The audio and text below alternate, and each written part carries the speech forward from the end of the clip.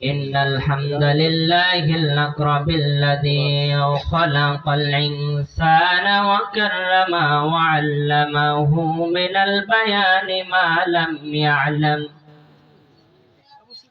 فسبحان الذي لا يحصى امتنانه باللسان ولا بالقلم نشهد أن لا إله إلا الله وحده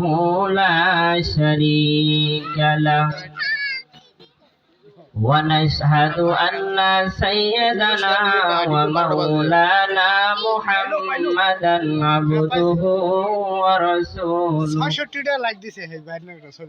أرسله الله تعالى بالحق بشيرا ونذيرا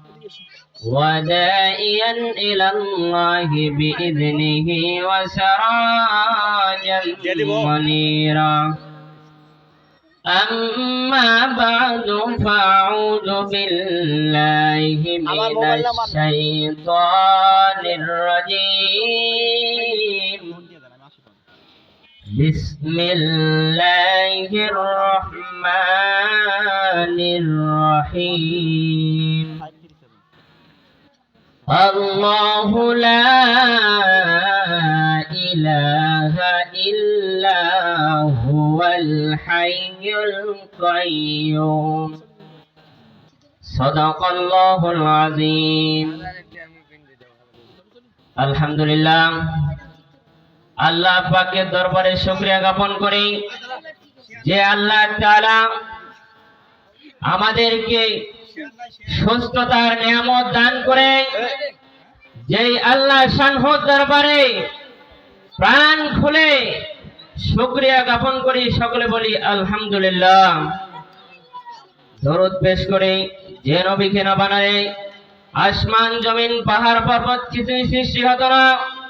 সেই নবীর প্রতি সংক্ষিপ্ত দরুদ পেশ করি সকলে বলি সাল্লাল্লাহু আলাইহি ওয়াসাল্লাম সম্মানিত উপস্থিতি কোরআনে মাহফিলে আসলে বসলে তিনটা পুরস্কার পাওয়া যায় এক নাম্বার হলো জীবনের সব সগীরা গুনাহ মাফ হয়ে যায় জোরে বলেন সুবহানাল্লাহ দ্বিতীয় নাম্বার বান্দা রিজিকের ব্যবস্থা করে দেয় জোরে বলেন সুবহানাল্লাহ তৃতীয় নাম্বার বান্দার জান্নাতের বরাদ্দ দিয়ে দেয় জোরে বলেন সুবহানাল্লাহ এই মাহফিল থেকে কেউ আমরা বঞ্চিত হব না